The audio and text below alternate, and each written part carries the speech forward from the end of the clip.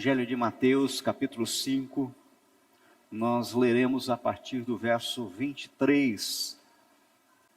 Diz assim a palavra do Senhor: Se, pois, ao trazeres ao altar a tua oferta, ali te lembrares que teu irmão tem alguma coisa contra ti, deixe perante o altar a tua oferta, vai primeiro reconciliar-te com o teu irmão, e então, voltando, faze a tua oferta. Entra em acordo sem demora com teu adversário, enquanto estás com ele a caminho, para que o adversário não te entregues ao juiz, o juiz ao oficial de justiça, e sejas recolhidos à prisão. Em verdade te digo que não sairás dali, enquanto não pagares o último centavo. Só até aí. Vamos lá? Senhor, fale ao nosso coração nessa noite, Pai.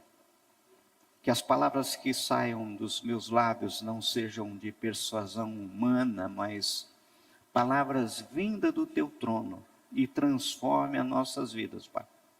Nós oramos, Senhor, agradecidos, pedindo liberdade plena do teu Santo Espírito entre nós.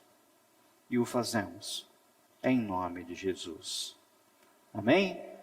Só pela leitura que fizemos, eu acho que vocês já perceberam que trataremos hoje, que na realidade é o tema central do cristianismo. O perdão é o grande segredo por detrás da existência. O perdão, na realidade, é um movimento que sustenta todo o universo, pois tudo e todos está sendo sustentado pelo perdão de Deus. Ela é o assunto mais delicado e talvez o assunto mais difícil para ser tratado. Não difícil de ser falado. Não difícil de ser falado. Muitas vezes nós não damos a importância que o assunto merece. E quando assim o fazemos, nós pagamos um alto preço. Entendam, queridos, o assunto é por demais sério. C.S. Lewis já disse certa vez que é mais fácil falar de perdão do que perdoar. É fácil falar sobre perdão até ter alguém a quem você perdoar. Amar a todos é fácil. O desafio é amar quem nos persegue, aquele a qual nós temos alguma diferença. Alguém disse: eu amo a humanidade, o que eu não tolero são pessoas. Sabe? Isso é um fato. A gente se decepciona, as pessoas nos decepcionam, as pessoas são ladrões muitas vezes da nossa alegria. Sofremos muitas vezes mais por causa das pessoas do que pelas circunstâncias adversas. Exemplo, como tratar de perdão com a mulher que foi abusada sexualmente pelo pai. Como tratar de perdão com quem perdeu filhos assassinados por criminosos. Como lidar com isso? Nós vivemos num mundo ferido, doente, um mundo cheio de mágoas. O pecado mais presente da igreja, inclusive, talvez seja a mágoa. Difícil alguém que frequente uma igreja que não tenha mágoas, e mágoas inclusive com a própria igreja. Agora é fato, quem não perdoa, adoece. Agora observe, nós estamos aqui neste momento oferecendo um culto de adoração a Deus. Esse é o nosso objetivo. Agora o texto que nós acabamos de ler está falando de forma absolutamente clara. A falta de perdão impede a adoração. É isso que está no texto. Ou seja, o Senhor não recebe a nossa adoração quando nós estamos em dificuldade em relação a essa matéria. Acredito que muitos não sabem ou ainda não perceberam que todos os conflitos existentes entre homens, ou seja, todos os problemas de relacionamentos na horizontal, relacionamento entre eu, você, entre as pessoas, com certeza afetam o nosso relacionamento na vertical, ou seja, o nosso relacionamento com Deus. E isso legitima o inimigo das nossas vidas a agir. Mas como assim? Deixa eu tentar explicar para vocês nessa noite. Entenda, por Jesus veio a reconciliação entre Deus e os homens, ou seja, veio por Jesus a libertação. Mas entenda, a reconciliação não é algo a ser praticado somente entre nós e Deus, mas também para os nossos irmãos. É para todos. Reconhecemos que a semelhança da cruz, também temos duas linhas a ser fluída na reconciliação. A vertical, homem com Deus, e a horizontal, entre homens. O mesmo perdão que recebemos de Deus deve ser praticado para com os nossos semelhantes. O perdão, a falta dele, faz muitas vezes a diferença na vida de alguém, pois a reconciliação horizontal determina se a vertical que recebemos de Deus vai permanecer na nossa vida ou não. A palavra de Deus é clara quanto ao fato de que se não perdoarmos a quem nos ofende, então Deus também não nos perdoará. Foi Jesus quem afirmou isto, e percebam nós, até quando ele estava nos ensinando a orar, ele taxativamente, logo após ele ensinar aquilo que nós conhecemos como a oração do Pai Nosso, ele deu uma explicação.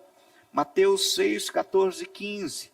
Mais claro que isso é objetivo, olha só o que está escrito. Porque se perdoares aos homens as suas ofensas, também vosso Pai Celeste vos perdoará.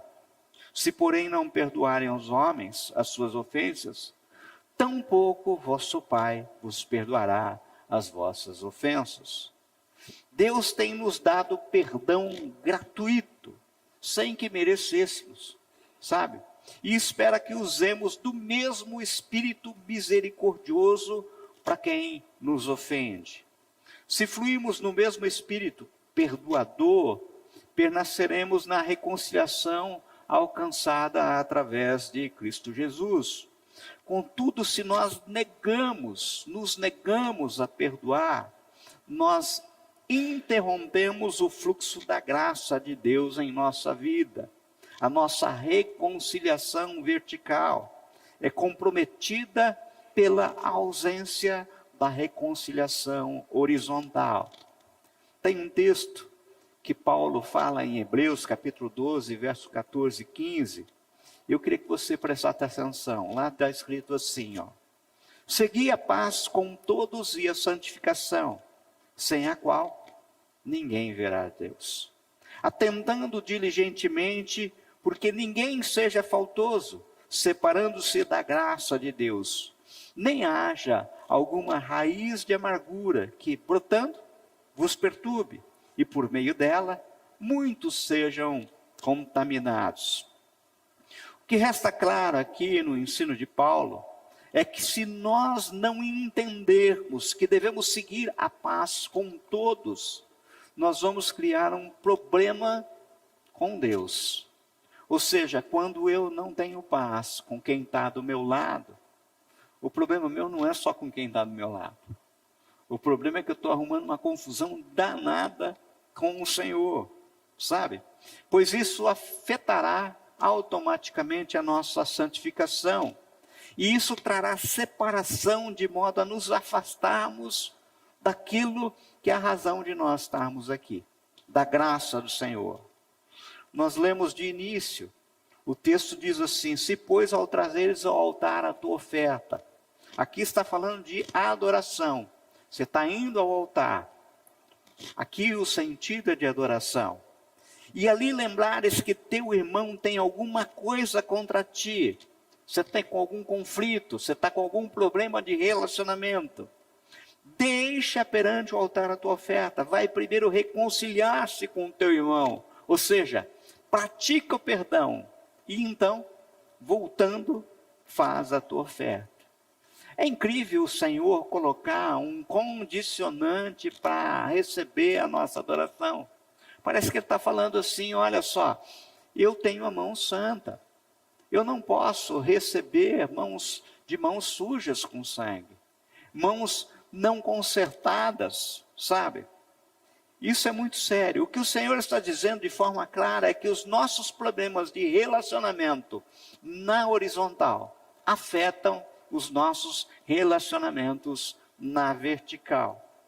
Para vocês terem ideia de como isso é sério, o apóstolo Pedro, aponta lá em 1 Pedro capítulo 3, 7, que os maridos devem tratar a sua esposa com consideração, com dignidade, como a parte mais frágil.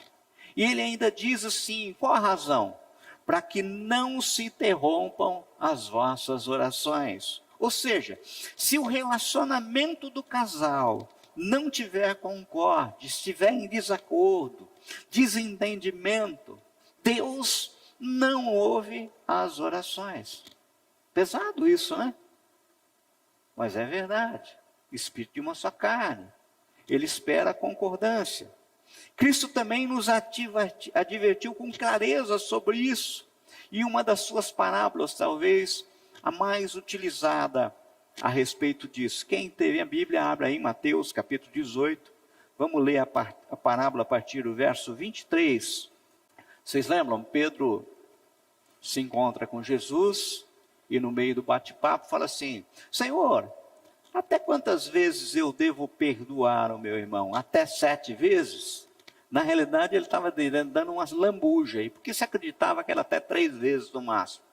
E Jesus emenda dizendo assim, não te digo até 7 vezes, mas até 70 vezes 7. E daí ele propõe essa parábola, diz assim, por isso o reino dos céus é semelhante a um rei que resolveu ajustar conta com os seus servos. E passando a fazê-lo, trouxeram-lhe um que lhe devia 10.000 talentos. Não tendo ele, porém, com que pagar, ordenou o Senhor que fosse vendido ele, a mulher, os filhos, e tudo quanto possuía, e que a dívida fosse paga. Então, o servo, prostrando-se reverente, rogou, sê paciente comigo e tudo te pagarei. E o senhor daquele servo, compadecendo-se, mandou-o embora e perdoou-lhe a dívida. Saindo, porém, aquele servo encontrou um dos seus conservos que lhe devia 100 denários. E agarrando-o, suplicava, dizendo, paga-me o que me deves. Então o seu conservo, caindo-lhe aos pés, lhe implorava, sê paciente comigo e te pagarei. Ele, entretanto, não quis. Antes, indo-se, o lançou na prisão até que saldasse a dívida. Vendo seus companheiros o que se havia passado, entristeceram-se muito e foram relatar ao seu senhor tudo o que acontecera. Então, o seu senhor, chamando-o, lhe disse, servo malvado, perdoei-lhe aquela dívida toda porque me suplicaste. Não devias tu igualmente compadecer-te do teu conservo, como também eu me compadeci de ti? E indignando-se, o seu senhor o entregou aos verdugos até que lhe pagasse toda a dívida. Assim, também meu Pai Celeste vos fará, se do íntimo não perdoares cada um a seu irmão. Notem, amados, o significado dessa ilustração dada por Jesus, ela é muito forte. Temos um rei e 2 tipos de devedores. Se a parábola ilustra o reino de Deus, então o rei figura o próprio Deus. O primeiro devedor tinha uma dívida absolutamente impagável, enquanto que a dívida do segundo estava ao seu alcance.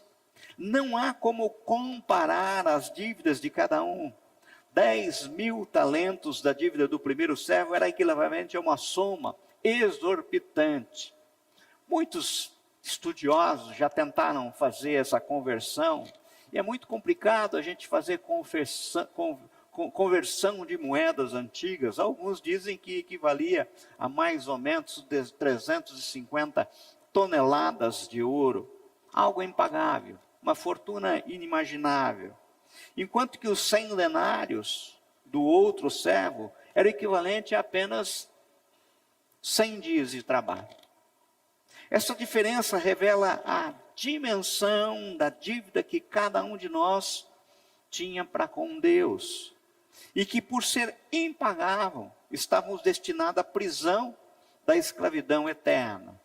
Contudo, sem que fizéssemos por merecer, Deus em sua bondade nos perdoou. Portanto, Ele espera que nós façamos o mesmo.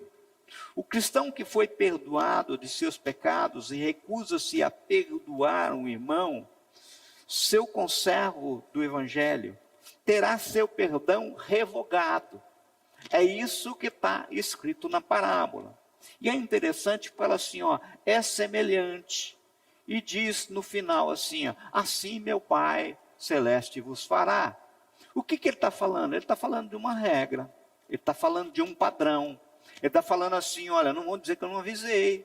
É assim que vai ser. Eu estou deixando bem claro para você. É exatamente isso que resta consagrado na parábola proposta por Jesus. Assim também meu Pai Celeste vos fará.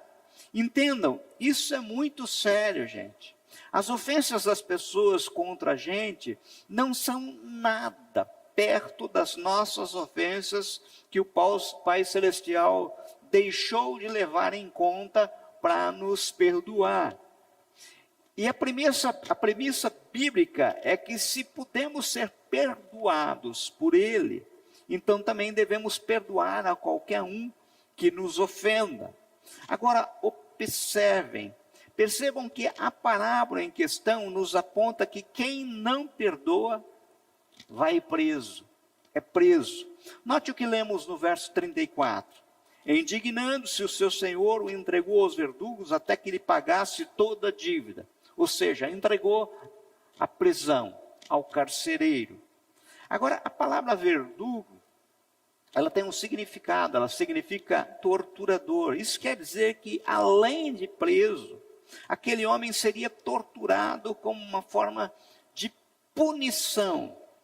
Aqui acredito estar evidente que o que Jesus falou em figura nessa parábola na realidade, é uma realidade espiritual na vida de quem não perdoa. Os demônios amarram a vida daqueles que retêm o perdão. Suas torturas aplicadas são as mais diversas. Quem não perdoa sente angústia. Quem não perdoa tem uma tendência muito grande a entrar em depressão, enfermidade, debilidade física.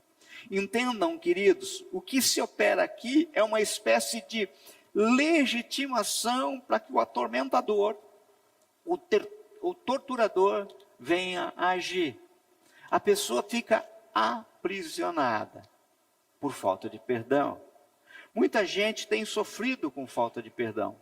Dizem que o ressentimento é o mesmo que você tomar diariamente um copo de veneno, pensando que quem te magoou é que vai morrer. E na realidade é você mesmo que se mata a cada dia. A cada dia você vai aumentando o teu sofrimento. A realidade é que a falta de perdão produz dano maior em quem está ferido do que naquele que feriu. Alguns acham que o perdão é um benefício para o ofensor. Porém, eu digo que o benefício maior não é aquilo que foi dado ao ofensor, mas sim o perdão que produz cura para a própria vítima, aquele que está ferido. Sem perdão não há cura. A doença interior só se complica e a saúde espiritual, emocional e física da pessoa ressentida é seriamente afetada. Difícil a gente entender isso, porque eu já sofri uma dor, eu já sofri uma sequela, eu já sofri uma angústia, eu já sofri tanto, e ainda, se eu não perdoar, aquela situação vai se agravar, e eu estou achando que eu estou sendo duro, e ao contrário, eu estou sendo duro comigo mesmo. Note, no texto que lemos no início, vemos o Senhor Jesus nos advertindo desse perigo exatamente. Ele diz assim: entra sem demora em acordo com teu adversário, enquanto estás com ele a caminho, para que o adversário não te entregue ao juízo, o juízo oficial de justiça, e sejas recolhido na prisão. Em verdade te digo que não sairás dali enquanto não pagares o último centavo. O que o Senhor Jesus está falando de uma forma bem clara, logo após ele ter ensinado a oração que a gente deveria dirigir ao Pai, o que ele está falando aqui é a mesma coisa que ele disse na parábola, de uma forma bem clara. Olha, entra em acordo, oferece o perdão. Eu não sei exatamente como é essa prisão, mas sei que Cristo não estava brincando quando falou dela. A falta de perdão me prende e pode prender a vida de muitas e muitas pessoas. Isso é um fato comprovado. Eu tenho presenciado gente que esteve presa por anos e ao decidir perdoar, imediatamente ela é liberta. Vemos isso sempre. Quantas e quantas vezes a gente faz parte de um grupo, por exemplo, de veredas antigas, por exemplo, trabalha com cura interior.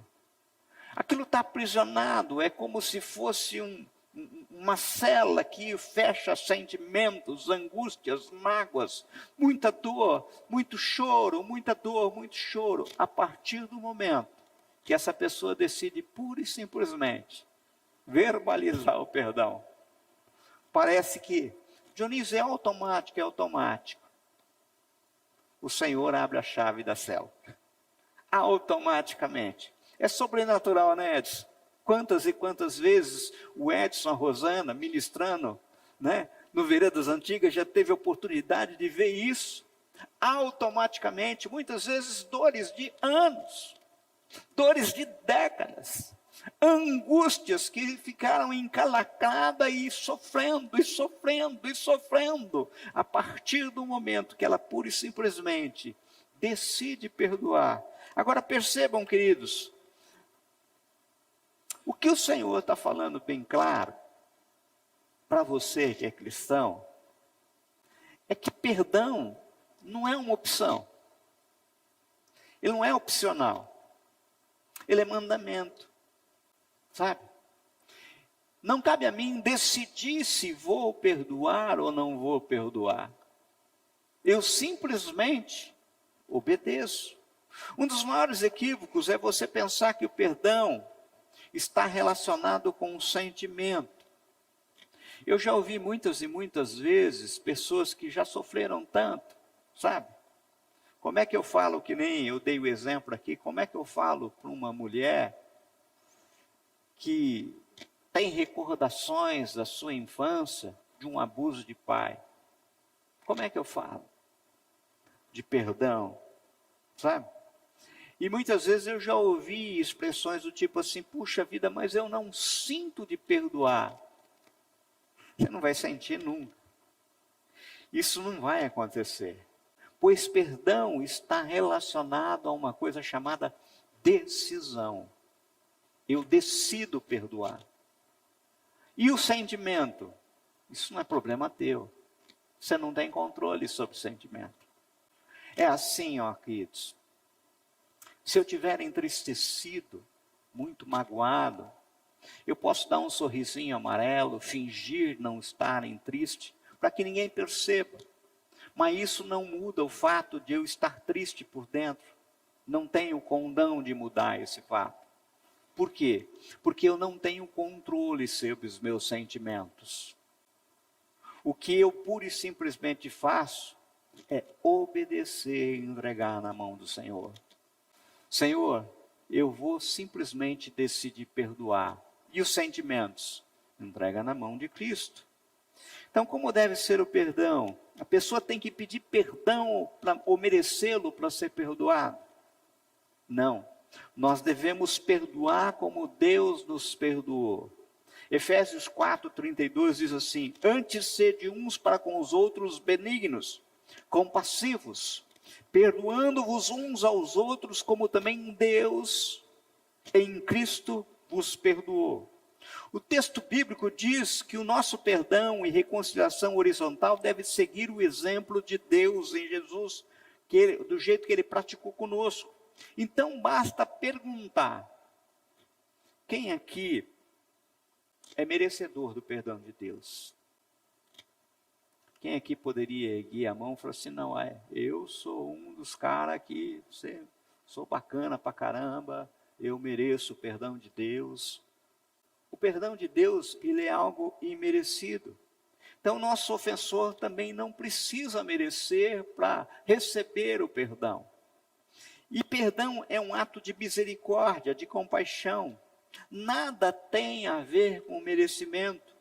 O apóstolo Paulo falou aos Efésios que o perdão é fruto de um coração compassivo, benigno. O perdão flui na benignidade do nosso coração e não por haver ou não benignidade no ofensor. Vocês poderiam perguntar, não há limite de vezes para perdoar? Bem, Pedro ouviu isso do Senhor Jesus. Não te digo até 7 vezes, mas até 70 vezes 7. Sabe? Ele foi surpreendido com essa resposta. O Senhor declarou que mesmo se alguém repetir a sua ofensa contra mim por 490 vezes, existem alguns estudiosos que dizem assim, isso ainda é ao dia, sabe? Eu devo perdoar. Na verdade, os comentaristas bíblicos em geral entendem que Jesus não estava se prendendo a números, mas tentando remover limites postos nas nossas mentes. Quantas e quantas vezes a gente fala assim, eu vou, mas só vou até aqui. Eu vou, mas só vou até aqui. Você já imaginou se o Senhor fizesse do mesmo jeito que você? Eu só vou até aqui, né, Marina? Só até aqui, mais não. Já imaginou? Se Deus fizesse do mesmo jeito, fico pensando o que seria de nós sem a misericórdia de Deus. A pergunta é, quantas vezes Deus já te perdoou? Quanto mais Ele vai te perdoar? Se devemos perdoar como também Deus em Cristo nos perdoou, então fica claro que não há limite de vezes para perdoar. Sabe? E é muito interessante que quando não perdoamos, e isso eu queria que você guardasse isso, é o diabo que leva vantagem. Já falamos que não há uma prisão, que há uma prisão espiritual ocasionada por reter o perdão. E que demônios se aproveitam dessa situação. Vejam aquilo que está apontado em 2 Coríntios capítulo 2, verso 10 e 11. Aqui é Paulo falando e algo tremendo, preste atenção, olha só.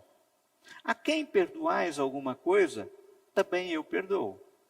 Porque de fato o que tenho perdoado, se alguma coisa tenho perdoado por causa de vós, o fiz na presença de Cristo, para que Satanás não alcance vantagem sobre nós, pois não lhe ignoramos os desígnios.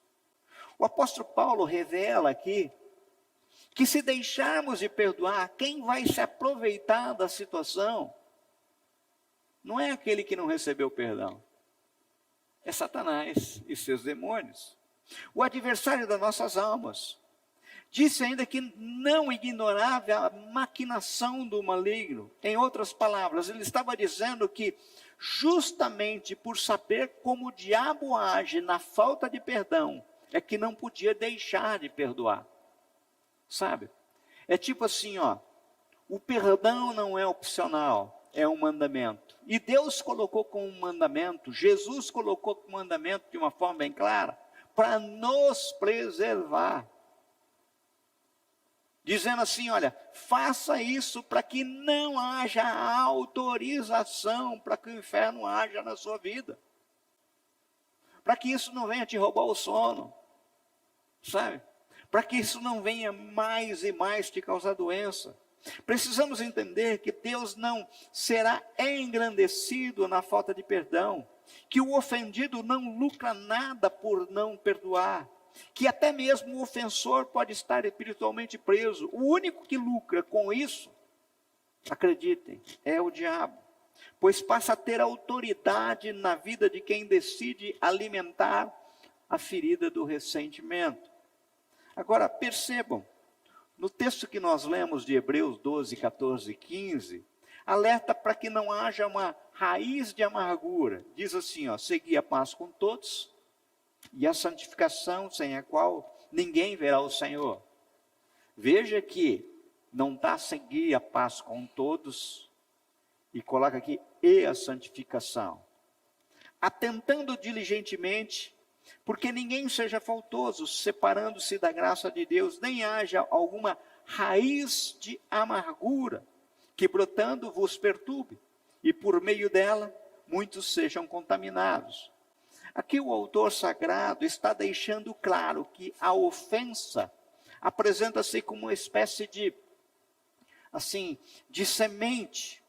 De início cai no terreno da nossa mente, cai no terreno do nosso coração, como uma semente lançada na terra. De início ninguém percebe, mas pode criar raiz.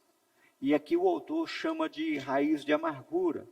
Isso é terrível, mas o problema fica ainda mais sério quando a raiz faz brotar para fora, e por meio dessa amargura, da falta de perdão, muitos podem ser contaminados. É assim, ó. Você tem uma raiz de amargura dentro do teu coração. Enquanto for só raiz, a raiz é por dentro da terra, né? Está escondido no teu coração, escondido na tua mente. Muitas pessoas não têm percebendo. Mas se você não sufocar essa raiz vai brotar. E do lado de fora todos vão ver que planta amarga que brotou. E essa amargura vai fazer diferença, mesmo que você não queira, na vida de quem está em volta. Sabe? A amargura, por quê? Porque a tua dor, a tua angústia, vai fazer diferença na tua casa, na tua família, para os seus. Para aqueles, inclusive, que você ama, que você gosta. Porque ela brota, você entendeu? Perceba, já não é só raiz, existe algo ligado à amargura da raiz e influencia tudo em sua volta. Espalha destruição. Raiz de amargura brotada espalha destruição. Agora, quais são os conselhos práticos para que a gente possa perdoar? Para aqueles que reconhecem que não há saída a não ser perdoar, mas que, por outro lado, não é nada fácil de fazer, porque perdoar não é fácil. Eu não estou aqui falando assim, não, isso é moleza, não é fácil. Por isso que é pura e simplesmente uma decisão, sabe? Eu fico imaginando que perdoar é mais ou menos o seguinte, eu tinha muito medo de, por exemplo, andar de montanha-russa. Não é uma coisa fácil, ficar cismado com montanha-russa. Até que foi a primeira vez, e na primeira vez tem uma solução fantástica. Entendeu? Fecha o olho. Né? Solução maravilhosa, você fecha o olho. Depois você vai abrindo o olho aos pouquinhos. Sabe? Hoje eu consigo ir na primeira fileira e não perco uma montanha-russa de jeito nenhum. Mas o que faz? Eu simplesmente decido ir. Na hora que você está lá, na montanha-russa, e ela dá aquela paradinha na ribanceira, sabe? Você muitas vezes fala assim, o que eu estou fazendo aqui? É mais ou menos a mesma coisa que você tem que fazer em relação ao perdão. Senhor, eu já falei, eu já verbalizei. O que vai acontecer daqui para frente está em tuas mãos. Eu não tenho poder sobre isso. Eu não tenho controle sobre isso. Eu não tenho controle sobre os meus sentimentos. Eu queria até ter, mas eu não tenho. Por isso, Senhor, toma conta disso. Cuida de mim, sabe? Vai adiante de mim. Então eu fico imaginando que é simplesmente essa atitude. Primeiro, como já disse, o perdão não é um sentimento, é uma decisão e também uma atitude de fé. Ora, o perdão não é por merecimento, logo eu não tenho motivação alguma nas minhas emoções para perdoar. Eu não me alegro por ter sido lesado, mas eu simplesmente libero aquele que me lesou por uma decisão racional. Qual é a decisão racional? Eu tenho Cristo. E Ele disse para mim falar e para mim fazer. É pura e simplesmente isso. Qual a outra base? Nenhuma outra. Eu não preciso de nenhuma outra. Eu preciso pura e simplesmente da ordem do meu Senhor. Portanto, o perdão não flui espontaneamente. Ele deve ser gerado no coração por levar em consideração aquilo que Deus fez por mim e a sua ordem. Sabe? eu só consigo lembrando o tamanho da minha dívida. Eu só consigo perdoar quando eu lembro do tamanho da minha dívida, sabe?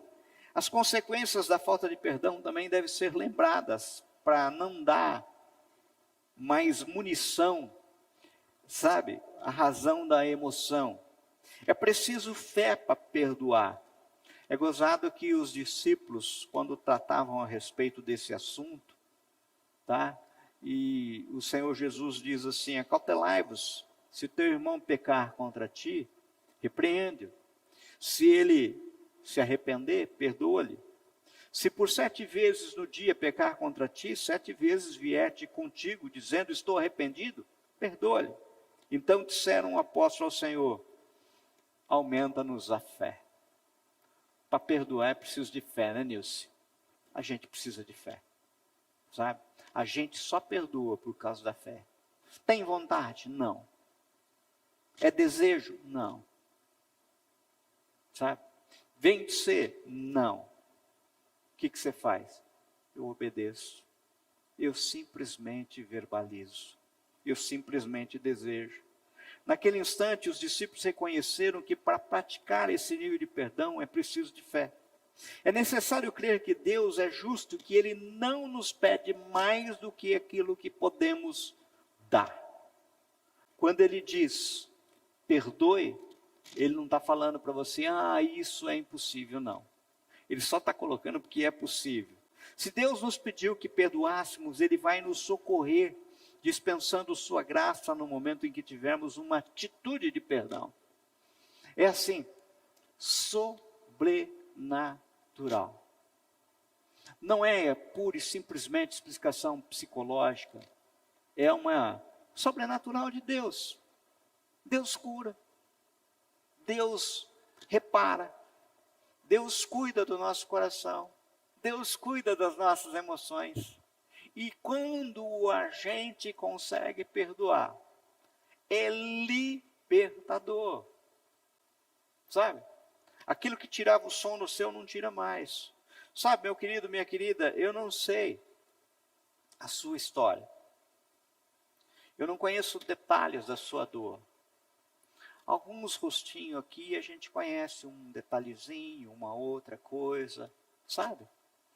Mas tem muitas e muitas coisas que são escondidas. Eu sei que existem pessoas aqui que são lágrimas na madrugada, porta fechada, escondido, ninguém conhece, ninguém sabe.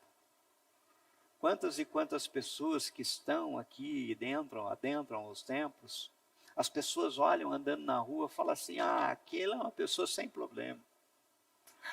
Vai lá o sujeito, ele não tem problema nenhum. Vai lá aquela mulher não tem dificuldade nenhuma. Mas o Espírito Santo conhece você. O Espírito Santo sabe que muitas vezes você molha a fronha de choro.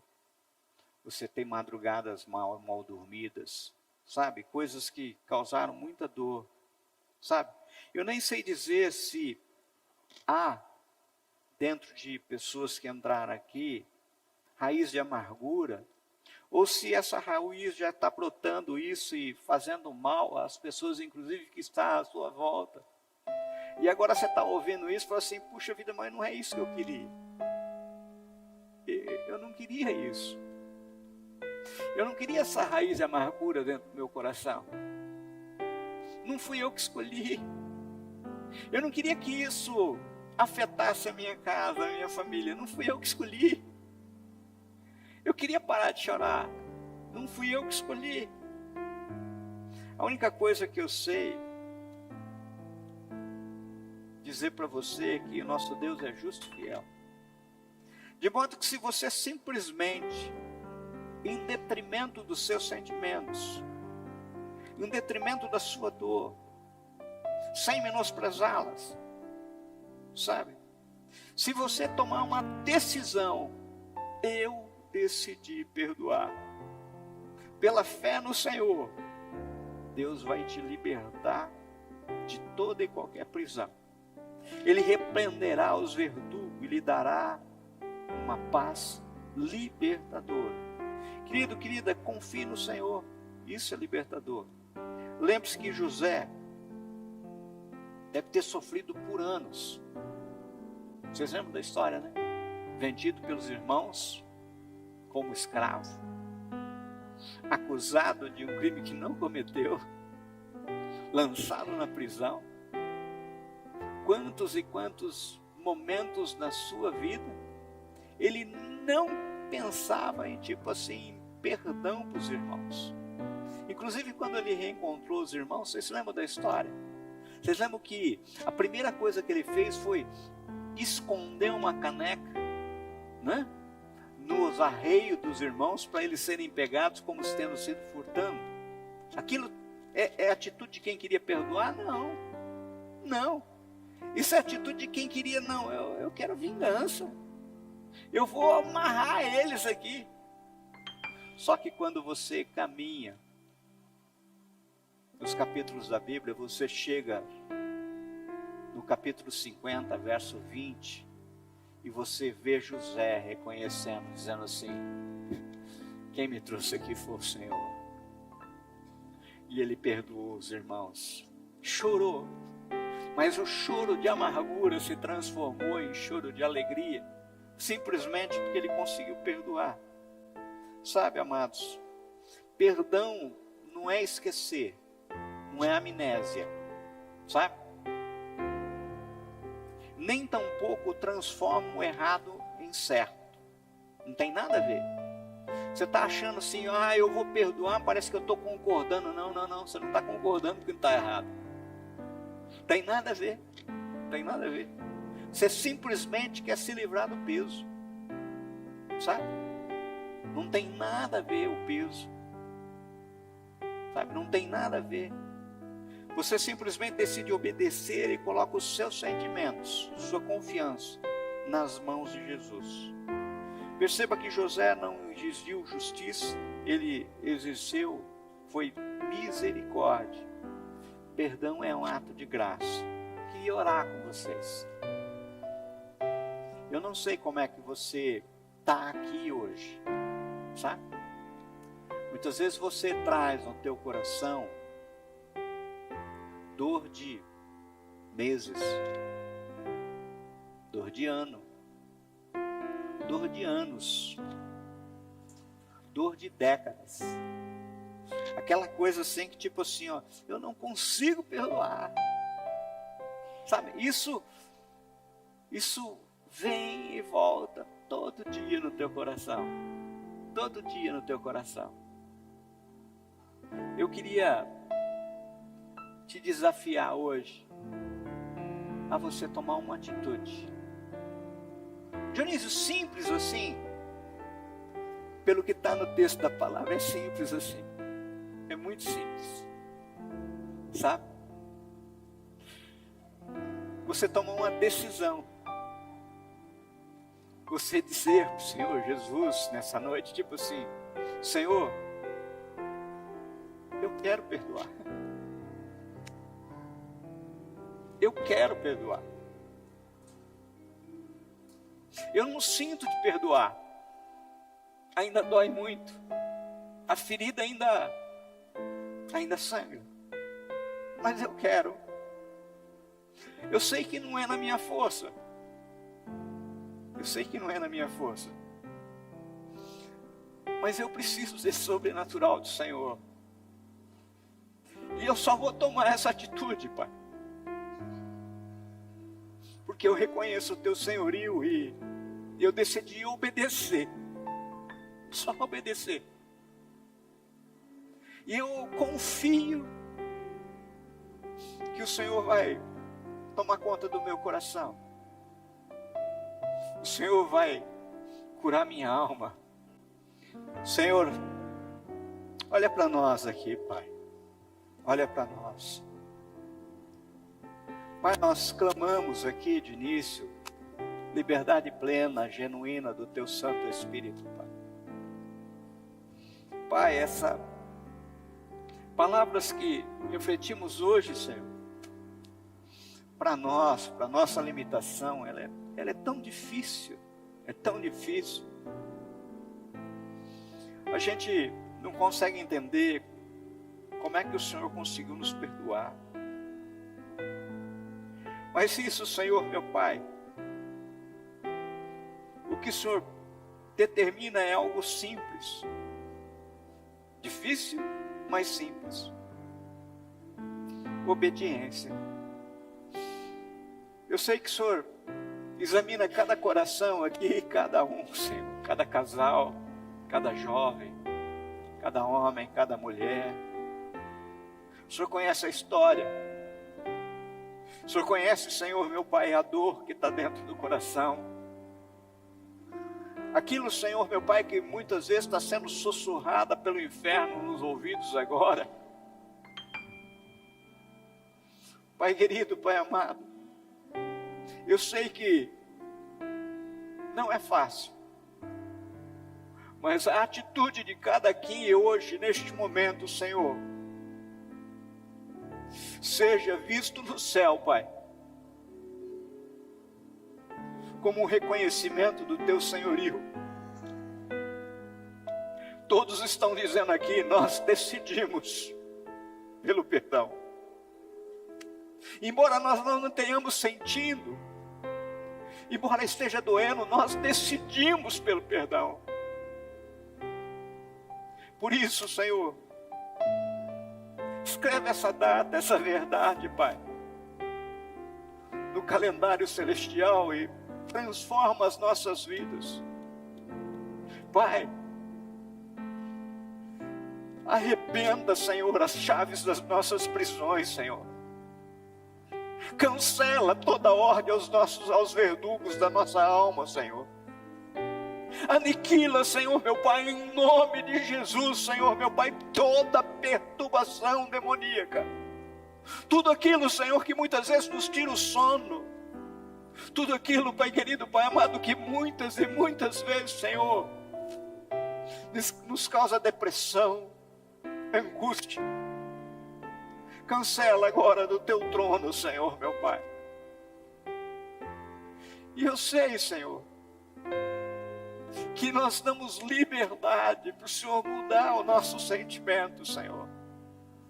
Porque nós não queremos sentir o que estamos sentindo. Nós não queremos. Nós não queremos.